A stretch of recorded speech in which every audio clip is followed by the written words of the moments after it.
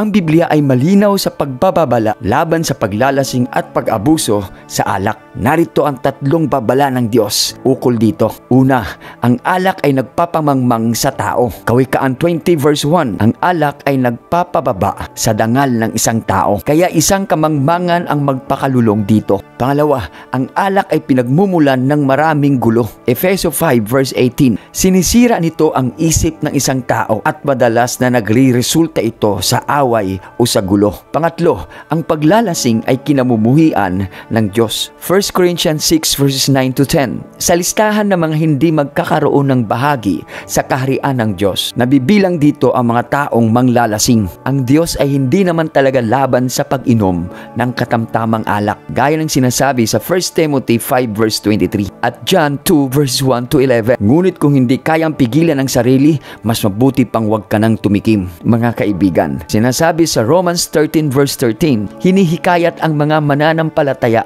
na mamuhay na marangal at hindi sa kaguluhan at sa paglalasing. If you agree, type amen, follow and share. God bless.